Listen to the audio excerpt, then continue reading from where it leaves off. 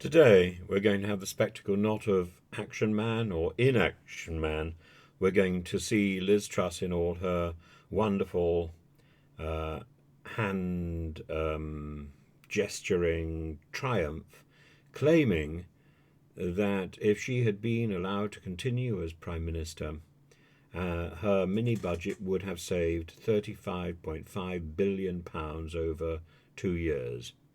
She's going to be speaking to the Institute for Government today, later today, and she's expected to say, and I'm going to quote, what I sought to do was change the trajectory of spending by holding spending down and not allowing any new spending to take place over the coming spending review period. Not reopening the spending review represented a tough approach on spending given the levels of inflation. I have no idea what she's talking about. I have a sneaky suspicion that nor does she. There'll be lots of hand flapping, lots of flapping in general. We are literally going to have the pleasure of watching not in Action Man, but the Wooden Tops in rehearsal. And I'm sure she will be fated with applause rather than a deafening and shocked silence. I simply don't know why the Conservative Party thinks that it is right to let her get away with this sort of nonsense and this trip down memory lane for both her, for Theresa May. Thank God Boris Johnson shut up. But these were dreadful people in power. It began with Theresa May. I would argue that the rot set in with David Cameron.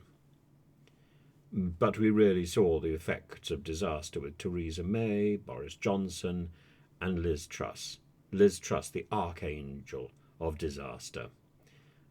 It's like the four horsemen of the apocalypse, isn't it? Except one of them has got the strings of a marionette and practicing daily.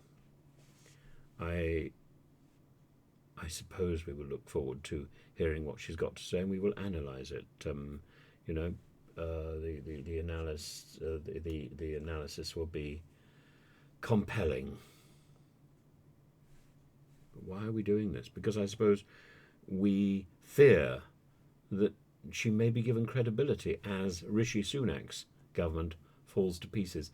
Because, quite frankly, as we know that this government is failing, how long can it last?